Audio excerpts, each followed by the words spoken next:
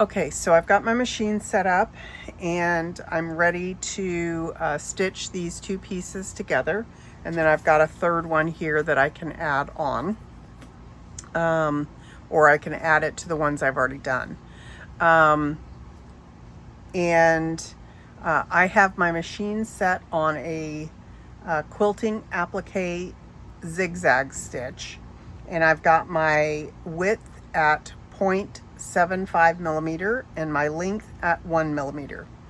And like I said, this sample, the first sample that I did, works, looks like it's working very well. It's not too intrusive. You can't see it very well. And in fact, if you're not really looking at it, you can't see it. So I like this stitch. Any zigzag stitch should work as long as you can get it small enough. I would suggest play with your zigzag stitch on a piece of scrap until it looks like something that you think you'll like, and then try it. That's all you can do, is just try it and see until you get one. Now I also have my reverse auto reverse and auto cut set on my machine, but if you do not have that feature, give yourself a long tail that you can tie off, or do a reinforcement stitch on each end. Okay, so then the trick is getting it lined up with your needle.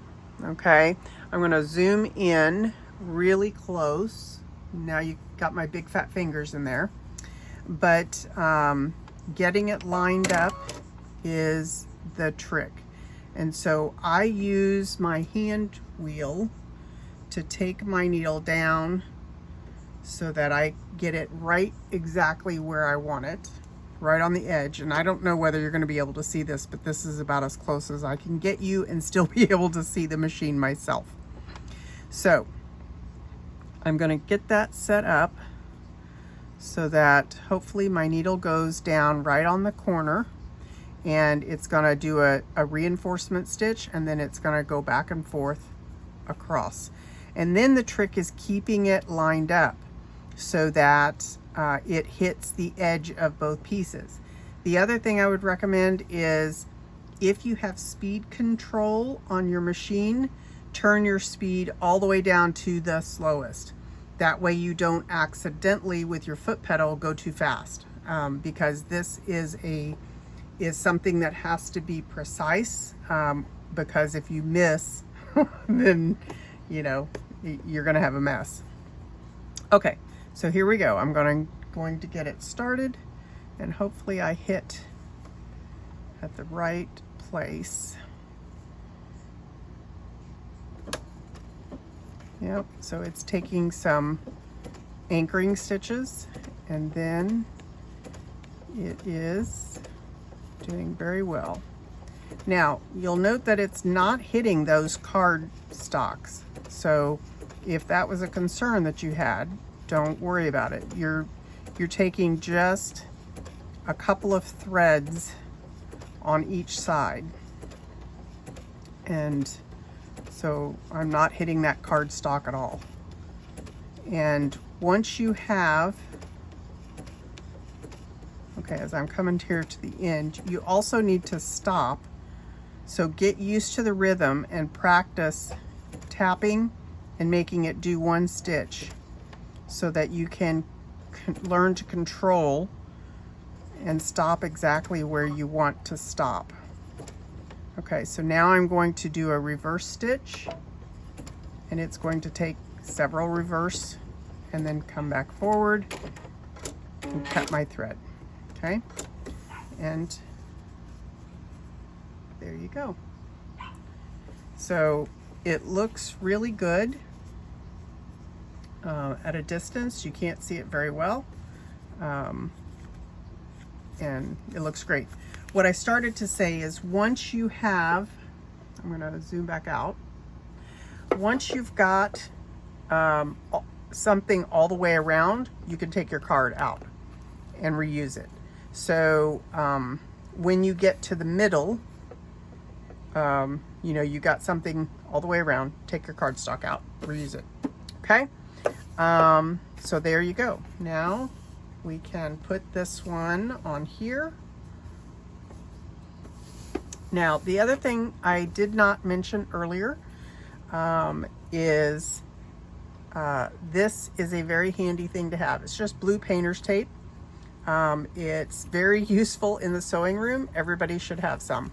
I've used it here to put a piece of tape, and then I've labeled what I stitched, which I recommend that you do somehow write down what your stitch length and everything is, because when you walk away from the sewing machine, you will forget what you had. Now, all I've done is I've taken that tape and I've laid it over there, and now it's holding it in place.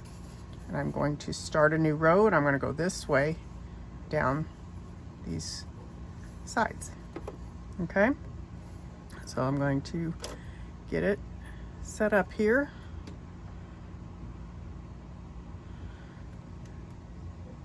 So that hopefully it starts in exactly the right spot.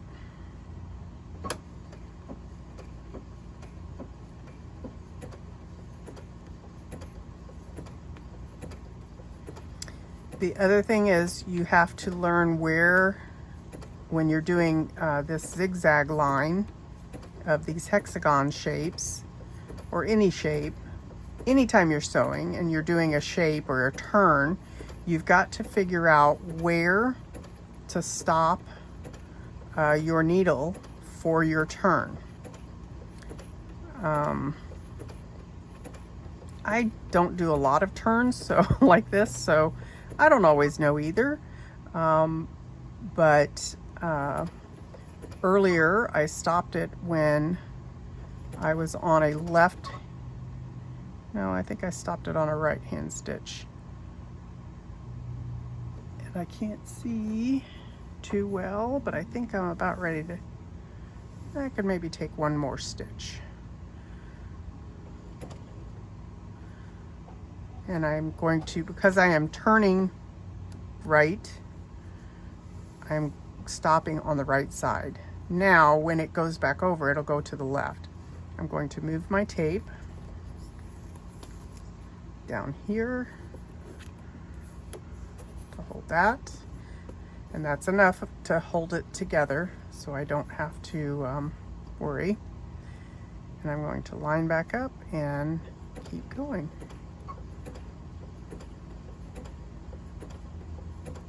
Now, I don't know if you saw that I kind of started off just a little bit, and so I just kind of turned it so that as I stitched, I realigned, right?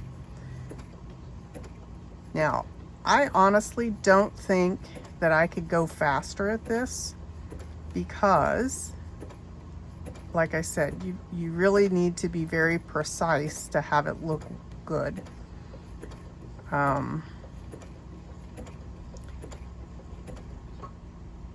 And because I'm turning left, I'm going to try to stop on my left side, but I think I need to go one more stitch. Okay.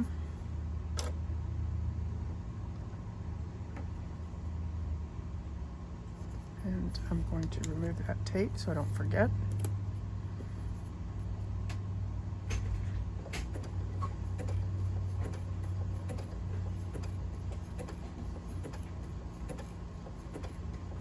Now, I would say this is definitely faster than hand sewing. I personally like the hand stitching part because it's sort of therapeutic. For me, it's relaxing. But if it's not relaxing for you,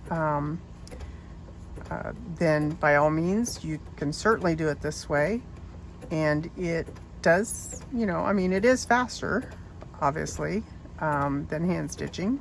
Not by a great deal. Nearly to the end. I think one more stitch. Actually, I think I'm going to go ahead and tie it off there.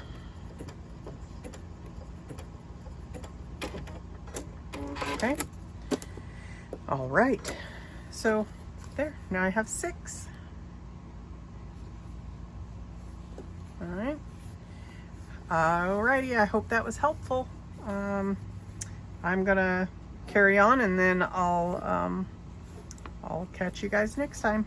Bye.